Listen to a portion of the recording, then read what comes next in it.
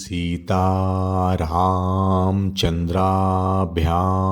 नमः। श्रीमद् वाल्मीकि रामायण अयोध्या कांड 20वां सर्ग। राजा दशरथ की अन्य रानियों का विलाप। श्री राम का कौशल्या जी के भवन में जाना और उन्हें अपने वनवास की बात बताना। कौशल्या का अचेत होकर गिरना और श्री राम के उठा देने पर उनकी ओर देखकर विलाप करना। उधर पुरुष सिंह श्री राम हाथ जोड़े हुए ज्यों ही कैकेयी के महल से बाहर निकलने लगे, त्यों ही अंतःपुर में रहने वाली राज महिलाओं का महान आर्तनाद प्रकट हुआ। वो कह रही थी, हाय, जो पिता के आज्ञा न देने पर भी समस्त अंतःपुर के आवश्यक कार्यों में स्वतः संलग्न रहते थे, जो हम लोगों के सहारे और रक्षक थे, वे श्री राम आज वन को चले जाएंगे। वे रघुनाथ जी जन्म से ही अपनी माता कौशल्या के प्रति सदा जैसा बर्ताव करते थे, वैसा ही हमारे साथ भी करते थे। जो कठोर बात कह देने पर भी कुपित नहीं होते थे, दूसरों के मन में क्रोध उत्पन्न करने वाली बातें नहीं बोलते थे, तथा जो सभी रूठे हुए व्यक्तियों को मना लिया करते थे, वे ही श्री राम आज यहाँ से वन को चले जाएंगे। बड़े खेद की बात है कि हमारे महाराज की बुद्धि मारी गई। ये इस समय संपूर्ण जीव जगत का विनाश करने पर तुले हुए हैं, तभी तो ये समस्त प्राणियों के जीवन धार श्री राम का परित्याग कर रहे हैं। इस प्रकार समस्त रानियां अपने पति को कोसने लगी और बछड़ों से बिछड़ी हुई गौओं की तरह उच्च स्वर से क्रंदन करने लगी। अंतःपुर की का वह भयंकर आर्तनाद सुनकर महाराज दशरथ ने पुत्र शोक से संतप्त हो लज्जा के मारे बिछौनों में ही अपने को छिपा लिया। इधर जितेंद्रिय श्री रामचंद्र जी स्वजनों के दुख से अधिक खिन्न होकर हाथी के समान लंबी सांसें खींचते हुए भाई लक्ष्मण के साथ माता के अंतपुर में गए। वहां उन्होंने उस घर के दरवाजे पर एक परम पूजित वृद्ध पुरुष को बैठे हुए देखा और दूसरे भी बहुत से मनुष्य वहां खड़े दिखाई दिए। वे सब के सब विजय वीरों में श्रेष्ठ रघुनंदन श्री राम को देखते ही जय जयकार करते हुए उनकी सेवा में उपस्थित हुए और उन्हें बधाई देने लगे। पहली ड्योढ़ी पार करके जब वे दूसरी में पहुँचे, तब वहाँ उन्हें राजा के द्वारा सम्मानित बहुत से विदग्ध ब्राह्मण दिखाई दिए। उन वृद्ध ब्राह्मणों को प्रणाम करके श्री रामचंद्र जी जब तीसरी ड्योढ़ी में पहुँचे, तब वहाँ उन्हें द्वार रक्षा के कार्य में लगी हुई बहुत सी नववयस्का एवं वृद्ध अवस्था वाली स्त्रियां दिखाई दी। उन्हें देखकर उन स्त्रियों को बड़ा हर्ष हुआ। श्री राम को बधाई देकर उन स्त्रियों ने तत्काल महल के भीतर प्रवेश किया और तुरंत ही श्री रामचंद्र जी की माता को उनके आगमन का प्रिय समाचार सुनाया। उस समय देवी कौशल्या पुत्र की मंगल कामना से रात भर जाग कर सवेरे एकाग्रचित्त हो विष्णु भगवान की पूजा कर रही थी। वे रेशमी वस्त्र पहनकर बड़ी प्रसन्नता के साथ निरंतर व्रत परायण होकर मंगलकृत पूर्ण करने के पश्चात मंत्रोच्चारण पूर्वक उस समय अग्नि में आहुति दे रही थी। उसी समय श्री राम ने माता के शुभ अंतःपुर में प्रवेश करके वहाँ माता को देखा। वे अग्नि में हवन करा रही थी। रघुनंदन ने देखा तो वहाँ देव कार्य के लिए बहुत सी सामग्री संग्रह करके रखी हुई है। दही, अक्षत, घी, मोदक, हविष्य, धान का लावा, सफ़ेद माला, खीर, खिचड़ी, समिधा और भरे हुए कलश, ये सब वहाँ दृष्टिगोचर हुए। उत्तम कांति वाली माता कौशल्या सफ़ेद रंग की रेशमी साड़ी पहने हुई थी। वे व्रत के अनुष्ठान से दुर्बल हो गई थी और इष्ट देवता का तर्पण कर रही थी। इस अवस्था में श्री राम ने उन्हें देखा। माता का आनंद बढ़ाने वाले प्रिय पुत्र को बहुत देर के बाद सामने उपस्थित देख कौशल्या देवी बड़े हर्ष में भरकर उसकी ओर चली गई। मानो कोई घोड़ी अपने बछड़े को देखकर बड़े हर्ष से उसके पास आई। श्री रघुनाथ जी ने निकट आई हुई माता के चरणों में प्रणाम किया और माता कौशल्या ने उन्हें दोनों भुजाओं से कसकर छाती से लगा लिया तथा बड़े प्यार से उसका मस्तक सूंघा। उस समय कौशल्या देवी ने अपने दुर्जय पुत्र श्री रामचंद्र जी से पुत्र स्नेहवश यह प्रिय हितकर बात कही। बेटा, तुम धर्मशील वृद्ध एवं महात्मा राज ऋषियों के समान आयु, कीर्ति और कुलोचित धर्म प्राप्त करो। रघुनंदन, अब तुम जाकर अपने सत्य प्रतीक राजा पिता राजा का दर्शन करो। वे धर्मात्मा नरेश आज ही तुम्हारा युवराज के पद पर अभिषेक करेंगे। यह कहकर माता ने उन्हें बैठने के लिए आसन दिया और भोजन करने को कहा। भोजन के लिए निमंत्रित होकर श्री राम ने उस आसन का स्पर्श मात्र कर लिया। फिर वे अंजलि फैलाकर माता से कुछ कहने को उद्धत हुए। वे स्वभाव से ही विनयशील थे तथा माता के गौरव से भी उनके सामने नतमस्तक हो गए थे। उन्हें दंडकारण्य को प्रस्थान करना था, अतः वे उसके लिए आज्ञा लेने का उपक्रम करने लगे। उन्होंने कहा, देवी, निश्चय ही तुम्हें मालूम नहीं है, तुम्हारे ऊपर महान भय उपस्थित हो गया है। इस समय मैं जो बात कहने जा रहा हूँ उसे सुनकर तुमको, सीता को और लक्ष्मण को भी दुख होगा, तथापि कहूँगा। अब तो मैं दंडकारण्य में जाऊंगा, अतः ऐसी बहुमूल्य आसन को मुझे क्या आवश्यकता है।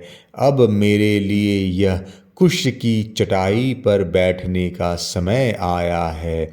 मैं राज्य भोग वस्तु का त्याग करके मुनि की भांति कंद मूल और फलों से जीवन निर्वाह करता हुआ 14 वर्षों तक निर्जन वन में निवास करूंगा। महाराज युवराज का पद भरत को दे रहे हैं और मुझे तपस्वी बनाकर दंडकारण्य में भेज रहे हैं। अतः 14 वर्षों तक निर्जन वन में रहूंगा और जंगल में सुलभ होने वाले वलकल आदि को धारण करके फल मूल के आहार से ही जीवन निर्वाह करता रहूंगा। यह अप्रिय बात सुनकर वन में फरसे से काटी हुई साल वृक्षों की शाखा के समान कौसल्या देवी सहसा पृथ्वी पर गिर पड़ी, मानो स्वर्ग से कोई दिवंगना भूतल पर आ गिरी हो।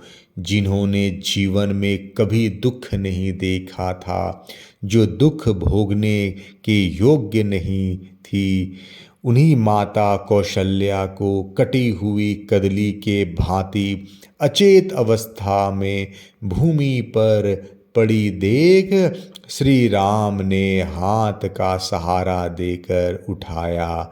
जैसे कोई घोड़ी पहले बड़ा भारी बोझ ढो चुकी है और थकावट दूर करने के लिए धरती पर लोट पोट कर उठी हो, उसी तरह उठी हुई कौशल्या जी के समस्त अंगों में धूल लिपट गई थी और वे अत्यंत दीन दशा को पहुंच गई थी।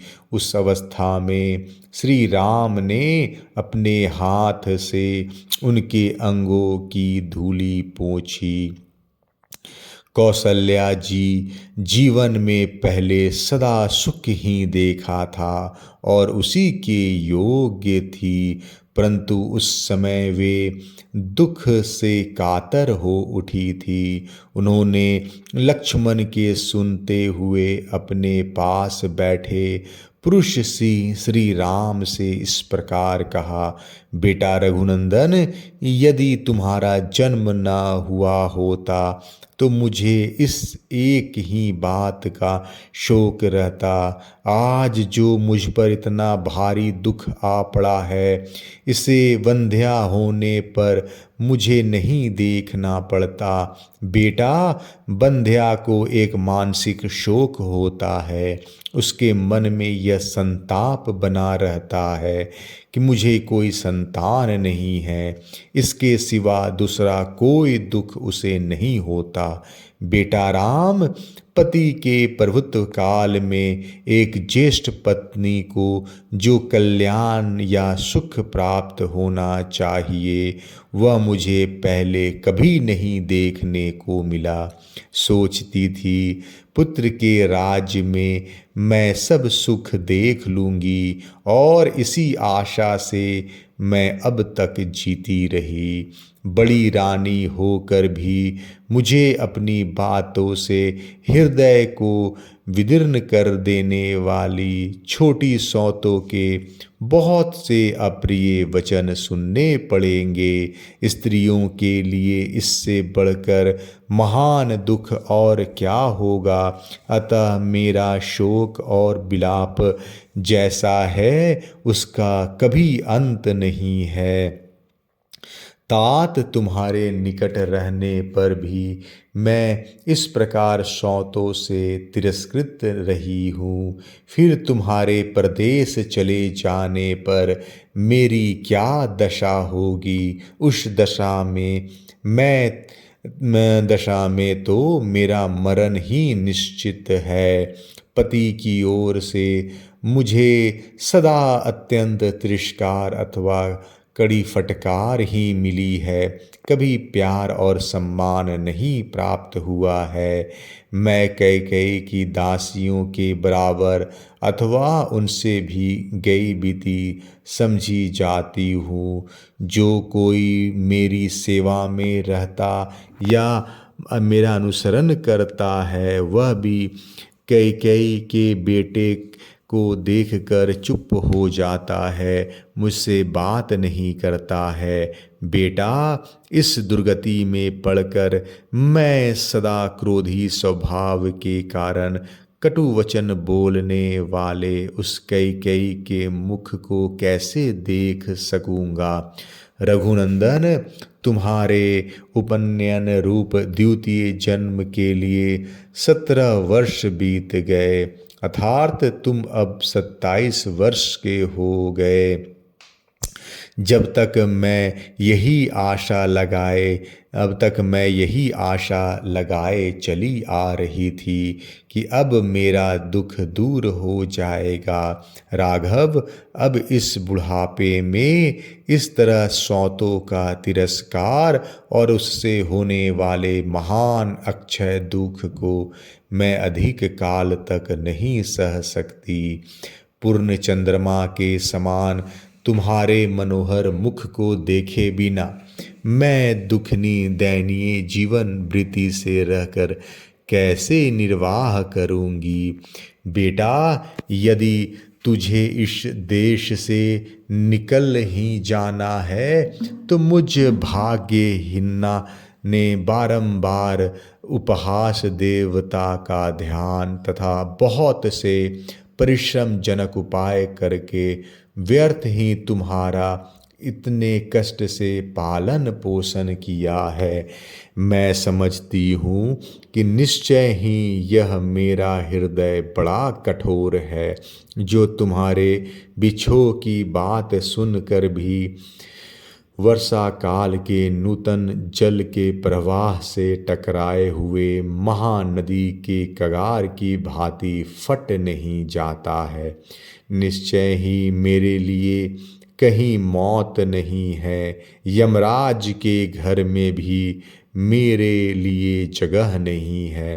तभी तो जैसे किसी रोती हुई मृगी को सिंह जबरदस्ती उठा ले जाता है, उसी प्रकार यमराज मुझे आज ही उठा ले जाना नहीं चाहता है। अवश्य ही मेरा कठोर हृदय लोहे का बना हुआ है, जो पृथ्वी पर पड़ने पर भी न तो फटता है और न टुक टुक हो जाता है। इसी दुख से व्याप्त हुए इस शरीर के भी टुकड़े टुकड़े नहीं हो जाते हैं। निश्चय ही मृत्यु काल आए बिना किसी का मरण नहीं होता है। सबसे अधिक दुख की बात तो यह है कि पुत्र के सुख के लिए मेरे द्वारा किए गए व्रत, दान और संयम सब व्यर्थ हो गई। मैंने संतान की हित कामना से जो तप किया है, वह भी उसर में बोए हुए बीज की भांति निष्फल हो गया। यदि कोई मनुष्य भारी दुख से पीड़ित हो, असमय में भी अपनी इच्छा के अनुसार मृत्यु पा सके, तो मैं तुम्हारे बिना अपने बछड़े से बिछड़ी हुई गाय की भांति आज ही यमराज की सभा में चली जाऊं। चंद्रमा के समान मनोहर मुख कांति वाले श्री राम, यदि मेरी मृत्यु नहीं होती है तो तुम्हारे बिना यहाँ व्यर्थ कुत्सित जीवन क्यों बिताऊं। बेटा, जैसे गौ दुर्बल होने पर भी अपने बछड़े के लोभ से उसके पीछे पीछे चली जाती है, उसी प्रकार मैं भी तुम्हारे साथ ही वन को चलूंगी। आने वाले भारी दुख को सहन में असमर्थ हो महान संकट का विचार करके सत्य के ध्यान में बंधे हुए अपने पुत्र श्री रघुनाथ जी की ओर देखकर माता कौशल्या उस समय बहुत विलाप करने लगी, मानो कोई किन्नरी अपने पुत्र को बंधन में पड़ा हुआ देखकर बिलख रही हो। अयोध्या कांड 20वां सर्ग समाप्त। जय श्री राम।